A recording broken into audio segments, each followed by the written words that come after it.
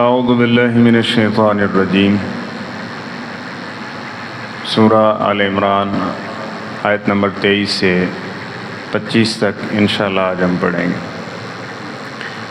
بسم اللہ الرحمن الرحیم۔ الم تر الی الذین، کیا نہیں دیکھا آپ نے ان لوگوں کی طرف،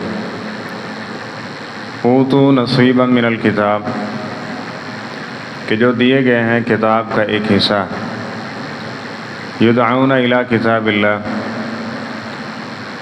وہ بلائے جاتے ہیں اللہ کی کتاب کی طرف، لیحکم بینہم، تاکہ ان کے درمیان فیصلہ کیا جائے، ثم یتولی فریق منہم، پھر ان میں سے ایک گروہ جو ہے وہ پھر جاتا ہے، وہم معرضون، اس حال میں کہ وہ اعراض کرتے ہیں، ذالک، یہ بانہم قالوا، اس وجہ سے ہے کہ انہوں نے کہا تھا، لن تمسنا النار، ہرگز ہمیں آگ نہیں چھوئے گی، الا ایام معدودات، مگر گنتی کے چند دن، وغرہم فی دینہم، اور ان کو دھوکے میں مبتلا کر دیا ان کے دین کے معاملے میں، ما کانوا یفترون، اس چیزوں نے جو وہ خود گھڑا کرتے تھے، فکیف اذا جمعناہم، تو پھر کیا حالت ہوگی ان کی جب انہیں ہم جمع کریں گے، لیومن، اس دن، لا ریب فیہ، جس کے آنے میں کوئی شک نہیں ہے،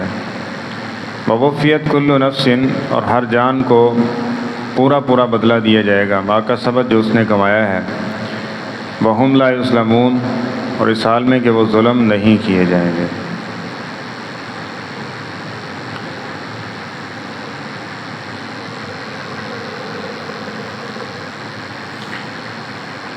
اللہ تعالیٰ نے قرآن پاک میں ہمیں یہ پیغام دیا ہے کہ ادخلوا فی السلم کافہ،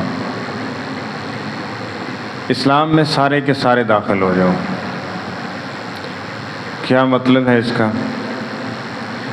کہ یہ نہیں کہ بعض احزاب پہ، بعض معاملات میں آپ دین کو لے لیں اور بعض معاملات میں چھوڑ دیں، ایسا نہیں ہے، کیونکہ جو سابقہ قومیں ہمارے سامنے ہیں، بڑی قومیں عیسائی اور یہودی، ان کے بگاڑ کی وجہ یہ تھی۔ بگاڑ تو یہیں سے شروع ہو جاتا ہے کہ آپ ایک غیر شرعی چیز ہے، شرک ہے، بدعات ہے، غیر شرعی چیز سے ناپسندیدگی جب آپ ختم کر دیں گے تو وہیں سے بگاڑ شروع ہو جاتا ہے۔ یہ جائے کہ بعض چیزوں کو لے لیں اور بعض کو چھوڑ دیں۔ یہ چیزیں کچھ ہم پیچھے سورہ البقرہ میں پڑھ رہے ہیں، مزید آگے بھی آئیں گی۔ اہل کتاب کے بگاڑ کا ایک سبب یہ تھا کہ وہ بعض چیزیں لے لیتے اور بعض چیزوں کو چھوڑ دیتے، جو مرضی کے مطابق ہیں وہ قبول ہیں، جس پہ تھوڑی سی ضد پڑتی ہے یا اپنی مرضی کے خلاف ہیں، وہاں ضد، عناد، بغض، اس کی وجہ سے اس کا انکار کر دیتے۔ تو اللہ تعالیٰ نے فرمایا کہ آپ دیکھیں، کیا آپ نے دیکھا نہیں ایسے لوگوں کو، اوتوا نصیبا من الکتاب، جن کو کتاب کا ایک حصہ دیا گیا ہے، ایک حصہ دیا گیا ہے۔ ایک حصے کا مطلب کیا ہے کہ وہ علل اعلان کہتے ہیں، اے مسئلہ اسی نہیں مانتے، یہ ہم نہیں مانتے، یہ ہم نہیں مانتے، یہ ہم تسلیم کرتے ہیں، یہ ہم تسلیم کرتے ہیں۔ تو کتاب کے ایک حصے کے دعوے دار ہیں، یعنی کچھ لے لیا، کچھ چھوڑ دیا۔ اب کیا ہے کہ یدعون الی کتاب اللہ، جب انہیں کہا جاتا ہے کہ بھائی یہ اللہ کی کتاب ہے، ادھر آؤ، اپنے فیصلے اس سے کرواؤ، لیحکم بینہم، اب جب تم اس کتاب کو مانتے ہو، تسلیم کرتے ہو، تو پھر آؤ اس کے مطابق اپنے سارے فیصلے کیجئے، جہاں خاص طور پہ نزاع اور جھگڑا ہو جائے۔ اور اللہ تعالیٰ نے ہماری رہنمائی اس انداز میں کی ہے کہ فَإِن تَنَازَعْتُمْ فِي شَيْءٍ فَرُدُّوهُ إِلَى اللَّهِ وَالرَّسُولِ، اگر تمہارا کسی معاملے میں نزاع ہو جائے کہ کرنا ہے نہیں کرنا، جائز ہے ناجائز ہے، حلال ہے حرام ہے، ٹھیک ہے، تو پھر اس مسئلے کو لے آؤ اللہ اور اس کے رسول کی طرف۔ جو اللہ اور اس کے رسول اس مسئلے کے بارے میں حکم جاری فرما دیں، وہی اس کا اصل حکم ہے۔ حلال ہے تو حلال ہے، کوئی حرام نہیں کر سکتا اسے، اور اگر حرام ہے تو ساری دنیا بھی مل جائے اس کے جواز کی قائل ہو جائے، فتوے دے دے اس کے، وہ کبھی بھی حلال نہیں ہو سکتا، جس کو اللہ رسول نے یعنی شریعت نے حرام قرار دیا۔ تو ہمارا مسئلہ یہ ہے کہ ہمیں جہاں سے اپنی مرضی کا مسئلہ ملتا ہے ہم اس کی طرف پلٹ جاتے ہیں، اس کو لے لیتے ہیں۔ آج کا بھی مسئلہ یہ ہے، اور سابقہ دور میں جو گمراہ لوگ تھے ان کا مسئلہ بھی یہی رہا کہ ایک مسئلہ ادھر سے لے لیا، ہائیبرڈ دین چل رہا ہے، دوسرا ادھر سے لے لیا دوسرا۔ اور مولوی خود بتاتے ہیں جب کسی معاملے میں پھنس جاتے ہیں نا، خاص طور پہ خاندانی معاملے میں، پھر کہتے ہیں او فلانے کو لو جا کے فتویٰ لے آؤ، اس معاملے میں فتویٰ ان سے لے لو، آپ کا گھر بس جائے گا۔ تو تسی جا کے انہوں نے یہ نہیں کہنا کہ اسی فلاں ہاں، بلکہ یہ کہنا انہیں ہمیں قرآن و حدیث کے مطابق چاہیے فتویٰ، قرآن و حدیث کے مطابق۔ تو باقی جو 120 معاملات ہیں تمہارے ایک دن کے، اس کے اندر کس فتوے اور کس دین کے مطابق فتویٰ دیا جائے گا، وہاں بھی قرآن و حدیث لے لو۔ جس طرح اس معاملے کے اندر قرآن و حدیث کو سامنے رکھتے ہوئے تم سمجھتے ہو تمہارا معاملہ چل سکتا ہے، باقی معاملات میں بھی درستگی اور اصلاح ممکن ہے اگر قرآن و حدیث کو اپنا لو۔ تو فرمایا گیا کہ ثم یتولی فریق منہم، پھر ان میں سے ایک گروہ تھا وہ تولیت اختیار کرتا، پھر جاتے منہ موڑ لیتے، وہم معرضون، اور اظہار ناپسندیدگی کرتے، اپنے من کے خلاف آ گیا۔ اور اللہ تعالیٰ نے خبردار کیا آخری نبی محمد صلی اللہ علیہ وسلم کے بارے میں، فرمایا کہ فلا وربک، اے محمد صلی اللہ علیہ وسلم آپ اپنی قوم کو بتا دیں کہ تمہارا رب اپنی ربوبیت کی قسم اٹھا رہا ہے، فلا وربک، تیرے رب کی قسم ہے، لا یؤمنون، بندہ مومن ہے ہی نہیں۔ کون؟ حتیٰ یحکموک فیما شجر بینہم، حتیٰ کہ اپنے اختلافی مسائل میں محمد صلی اللہ علیہ وسلم کو اپنا حاکم نہ مان لے، کہ یہ جو میرا اختلاف ہوا، نزاع ہوا آپس میں، اس میں فیصلہ محمد الرسول اللہ صلی اللہ علیہ وسلم کا ہی برحق ہوگا اور وہی ہم لیں گے۔ جب تک یہ تسلیم نہیں نہ کرتا، اللہ فرماتے ہیں ہمیں آپ کے رب ہونے کی قسم ہے ہم اس کا ایمان ہی تسلیم نہیں کرتے۔ تو اندازہ لگا لیں کہ اللہ رسول کی بات آنے کے بعد کوئی کسی دوسرے کی طرف جاتا ہے، اے بڑا ہے چھوٹا، آج کل دے تھوک دے صاحب نل بڑے پہنے دین بنا رہے ہیں لوگ، رسول اللہ کے درجے پہ فائز کر رہے ہیں، اور کیسی دیدہ دلیری ہے، رسول اللہ نو چھڑ دیں دے، غیر رسول کو چھوڑتے ہوئے کہتے ہیں جی زمین آسمان تھلے ڈیگ پڑنا ہے نا، یہ نظام ہی نہیں چاہیے۔ کوئی ایسا غیر اللہ کا خوف ہے، اللہ کا خوف نہیں۔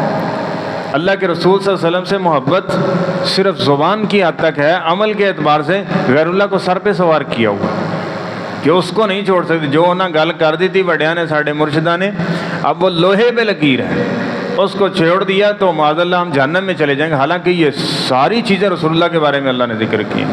وَمَن يُشَاقِقِ الرَّسُولَ، آگے فرمایا کہ جو رسول اللہ صلی اللہ علیہ وسلم کی مخالفت کرے گا اس کا ٹھکانہ جہنم ہے۔ یہ منصب کس کا تھا؟ صرف رسول اللہ صلی اللہ علیہ وسلم کا ہے کہ جو آپ کی مخالفت کرے گا وہ دوزخ میں جائے گا۔ اب کسی دوسرے کے بارے میں آپ رسول اللہ کا منصب چھین کے کسی اور کو دے دیں، اس سے بڑی آپ کی گستاخی یا نافرمانی کیا ہو سکتی ہے؟ تو اہل کتاب سمجھ رہے ہیں، یہ دیکھیں آج بھی وہی ایلیمنٹ ہے، آج بھی وہی بنیادی اسباب ہیں جس کی وجہ سے امت گمراہ ہو رہی ہے۔ اور اللہ تعالیٰ نے یہ قرآن پاک میں ذکر کیے ہیں کہ یہودی عیسائی اسی وجہ سے بگاڑ کا سبب بنے ہیں۔ یہ دیکھیں یتولی فریق منہم، ہم نہیں مانتے اس کو، وہم معرضون، اور اس پہ اظہار ناپسندیدگی کرتے۔ اس لیے یہ بات ہوتی رہتی ہے کہ اللہ رسول اور شریعت کی بات کو ماننا ہے، اس سے اعراض نہیں کرنا، اور کبھی بھی کسی صورت بھی اس سے اظہار ناپسندیدگی نہیں ہونا چاہیے۔ تو اللہ تعالیٰ فرماتے ہیں یہ اسٹیج پہ بلا پہنچے کیسے ہیں؟ ذالک بانہم قالوا لن تمسنا النار الا ایاما معدودات، ان کو ان کے مولویوں نے چکر دیا ہے۔ وہ چکر کیا تھا؟ وہ چکر یہ تھا کہ 40 دن تم نے بچڑے کی پوجا کی ہے نا، تم تو اللہ کے بیٹے ہو معاذ اللہ، یہ کہتے تھے نا نحن ابناء اللہ و احباؤہ، ایڈا بڑا چکر دیتا ہے انہوں نے راہبوں نے اور ان کے مولویوں نے، کیا کہ تسی اللہ دے بیٹے ہو، تسی اللہ دے محبوب ہو، جنت تمہارے لیے ہی بنائی گئی ہے۔ اس سے ملتے جلتے دعوے آج آپ دیکھیں گے تو داڑھی رکھ کے اسلام کا دعویٰ لا الہ الا اللہ اور ہو کرنے والوں میں بھی یہ چیزیں مل جائیں گی۔ ذرا دیکھیے اور سمجھیے کہ قرآن پاک نے جو بیماریاں ذکر کی ہیں اہل کتاب کی، آج مسلمان وہی کر رہے ہیں، اور یہ ہوگا۔ نبی کریم صلی اللہ علیہ وسلم کی بات کسی صورت غلط نہیں ہو سکتی۔ فرمایا کہ تم یہودیوں اور عیسائیوں کی اس طرح پیروی کرو گے جس طرح ایک جوتا دوسرے کے برابر ہوتا ہے۔ اگر وہ ایک گو کے جو ہے نا وہ بل کے اندر داخل ہوں گے نا، تو تمہاری پوری کوشش ہونی ہے اسی میں اس کے بل میں داخل ہو جائیں، ہم بھی وہیں جائیں، یعنی پورا برابر ان کے جو برائیاں ان میں تھیں وہی تم میں کرو گے۔ ایک قول لے لیں چلیں، حدیث کے تناظر میں تو وہ ضعیف ہے، فرمایا اگر بنی اسرائیل میں ایک شخص بدبخت تھا جس نے اعلانیہ اپنی ماں کے ساتھ بدکاری کی تھی، فرمایا میری امت میں بھی ایسا بدبخت ہوگا جو ایسا کرے گا، یعنی برابری کرنے کی کوشش کریں گے۔ وہی بات انہوں نے کی کہ ہم کیا کریں گے جی، 40 دن آگ میں جائیں گے۔ وہ 40 دن جانے کی وجہ کیا؟ انہوں نے کہا 40 دن موسیٰ علیہ السلام طور پہ گئے تھے تو تم نے بچڑے کی پوجا کی تھی نا، تو لہٰذا اتنے دن تم کہاں جاؤ گے؟ دوزخ میں جاؤ گے، اس کے بعد جنت ہے ہی تمہارے لیے، تم نکال لیے جاؤ گے اور ادھر چلے جاؤ گے۔ آج بھی کیا ہے، یہی چیزیں بتائی جاتی ہے، تو کیا کہتے ہیں میں تو کیا، میرا سایہ بھی جہنم میں نہیں جائے گا۔ وجہ کیا؟ کہتے ساڈے اسی او دے لڑ لگے ہیں، فلانے دے لڑ لگے ہوئے ہیں ساڈے ہیں، ہم کوئی بے مرشد تھوڑے ہیں، ہمارا فلاں کے ساتھ تعلق ہے اور وہ جو ہے نا بڑا کرنے والا ہے، بڑا بھرنے والا ہے، یہ کر دے گا، وہ کر دے گا، وہ ایسے کر دے گا، وہ ویسے کر دے گا۔ عیسائیوں نے کیا کہا؟ تو انہوں نے کہا عیسیٰ علیہ السلام اللہ کے بیٹے ہیں، ہم اس کی نسل میں سے ہیں، ٹھیک ہے، تو لہذا عیسیٰ علیہ السلام ہماری بخشش کروا دیں گے۔ انہوں نے نبی کے بارے میں یہ عقیدہ رکھا، گمراہ ہو گئے، بھٹک گئے۔ آج کی امتیوں کے بارے میں یہی نظریات رکھتی ہے اور کہتی ہیں اسی حقتے ہیں، ہم کیا ہیں، تو لہذا قرآن پاک پڑھیں یہ چیزیں واضح ہوں گی۔ تو اللہ تعالیٰ فرما رہے ہیں کہ اس وجہ وغرہم فی دینہم ما کانوا یفترون، ان کو دھوکے میں مبتلا کیا گیا دین کے نام کے، کس وجہ سے؟ جب انہوں نے یہ پکڑ نہیں کی ہے، جو اپنی طرف سے مسئلہ گھڑ کے بیان کرتا رہا، انہوں نے کہا واہ کمال کر دیا، جو بات اس نے کی ہے کسی نے پتہ ہی کوئی نہیں سی، کنوں پتہ سی؟ اور کس حدیث میں لکھا ہوا ہے، بخاری سے لے کے آپ ساری حدیثیں لے لیں، کسی حدیث میں لکھا ہوا ہے کہ کیلا رکھنے کی 36 سنتیں ہیں، اب جو بیان کرے گا واہ واہ ہمارے شیخ نے تو جناب کمال کر دیا، اس کی بھی اتنی سنتیں بتا دی ہیں، کھیرا کاٹنے کی بھی اتنی سنتیں بتا دی ہیں، اب وہ کہے گا واہ کمال، علم دے دے گول ہے نا۔ جب ہم نے اس کو یہ اجازت دے دی کہ تم دین گھڑو، ہم اس کا پرچار بھی کریں گے، اس کو قبول بھی کریں گے، اس چیز نے ان کو دھوکے میں مبتلا کر دیا۔ اب اس کے بعد وہ جو مرضی کہے گا، وہ کہے گا یہ کرو، وہ کرو، ایسے کرو، ویسے کرو، نت نئے شرکیہ اعمال اور بدعت و خرافات ایجاد کی جائیں گی، اس کو قبول کیا جائے گا اور دین سے دور ہو جائیں گے۔ وَغَرَّهُمْ فِي دِينِهِمْ مَا كَانُوا يَفْتَرُونَ، بھٹکے کیوں ہیں؟ جب انہوں نے ایک راستہ کھول دیا کہ دین کوئی اور بھی بنا سکتا ہے، سنت کوئی اور بھی بنا سکتا ہے، حالانکہ دین تو پورا ہو چکا ہے۔ بدعات و خرافات کو ایجاد دین میں داخل کرنا، اس سے دین تو نہیں بنے گا، یہ تو گمراہی ہے، سراسر گمراہی ہوگی۔ لیکن یہ مسئلہ بھی لوگوں کو سمجھ نہیں آتا، یہ مسئلہ بھی وہ دین شریعت چھوڑ دیتے ہیں، لوگوں کی گھڑی ہوئی بات کے اوپر مرتے دم تک پہرا دیتے ہیں، جان دینے کے لیے تیار ہیں، اللہ رسول کو اس کی اہمیت ہی کوئی نہیں ہے۔ سو پہلی دفعہ تھوڑے کو گل سنی ہے، یہ تو تسی گل کرن رہے ہو، باقی تو ہم نے کسی اپنے آباء و اجداد سے نہیں سنی، تو یہ دیکھ لیں۔ تو اللہ تعالیٰ فرما رہے ہیں فَكَيْفَ إِذَا جَمَعْنَاهُمْ لِيَوْمٍ لَا رَيْبَ فِيهِ، فرمایا ان سے فرما دیجئے اس دن تمہارا بنے گا کیا، جس دن قیامت کا دن ہوگا اور تم سارے ہمارے سامنے اکٹھے ہوگے، وَوَفِّيَتْ كُلُّ نَفْسٍ مَا كَسَبَتْ وَهُمْ لَا يُظْلَمُونَ، وہاں تو کسی پہ ظلم و زیادتی نہیں ہوگی، جو اس نے کیا ہے اس کا بدلہ اسے پورا پورا دے دیا جائے گا۔ تو کیا آپ سوچ سکتے ہیں کہ وہاں دین تو ہمارا اسلام ہے، ہم مانتے تو قرآن اور حدیث کو ہیں، مانتے تو آخری نبی کو ہیں، اے محمد صلی اللہ علیہ وسلم کو، کلمہ تو ان کا پڑھتے ہیں اور قانون سارے دوسرے کے مان رہے ہیں، تو کیا یہ سوچ سکتے ہیں کہ قیامت کے دن فیصلہ بھی کسی کی رائے کے مطابق ہوگا، کسی کے قول کے مطابق ہوگا، کسی کی ہاں اور نہ کے ساتھ کسی کی جہنم جنت جو ہے وہ جڑی ہوئی ہے؟ ہو سکتا ہے ایسے؟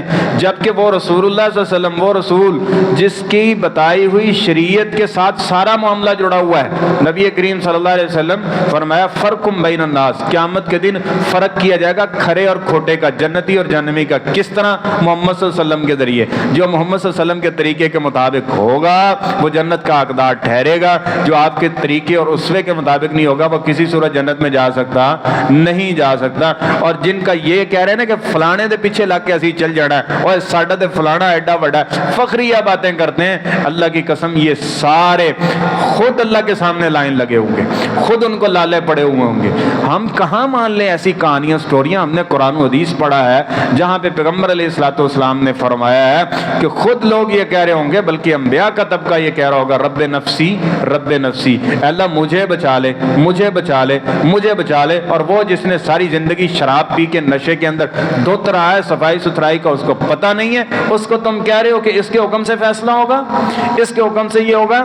اور کچھ لوگوں نے معاذ اللہ جناب سیدنا علی رضی اللہ تعالیٰ عنہ کے بارے میں یہاں تک غلو کیا، کہنے لگے کہ حضرت علی رضی اللہ عنہ قیامت کے دن اللہ کی کرسی پر وہی ہوں گے، اللہ کی کرسی پر کہتے ہیں حضرت علی رضی اللہ عنہ جو ہیں یہی اللہ ہیں، قیامت کے دن وہ اللہ کی کرسی پہ ہوں گے، جس کے بارے میں وہ فیصلہ کریں گے اب ٹھیک ہے وہی جنتی جہنمی، یہی ان کا فیصلہ ہے۔ اور کچھ کہتے ہیں جناب جنت فلاں کی ہے، اس کے ذمہ جس کو مرضی داخل کریں، جس کو مرضی داخل نہ ہونے دیں، اب یہ اس کی کرسی پہ بٹھا دیا۔ اب اس کا نتیجہ کیا نکلا؟ بس تم علی علی کرتے رہو، فلاں فلاں کرتے رہو، عمل کوئی نہیں، جو مرضی کرو، بس تم یہی نعرے لگاتے رہو، تسی نافذیاں جانا ہو دے۔ یہی طریقہ یہود و عیسائیوں کے گمراہ ہونے کا اور اللہ کے پھٹکار پڑنے کی وجہ اور سبب یہی تھی، جو آج مسلمانوں میں بھی۔ تو ہمیں غور کرنا ہے، ایسی چیزوں سے اپنے آپ کو بچانا ہے، اور جس حد تک ہم کوشش کر سکتے ہیں قرآن و سنت کی کرنوں کو منور کرنا اور یہ پیغام لوگوں تک پہنچانا ہے تاکہ یہ لوگ جہنم سے بچ جائیں۔ اللہ تعالی ہمیں تمام بدعت و خرافات سے محفوظ رکھے اور دین اسلام پہ استقامت نصیب فرمائے۔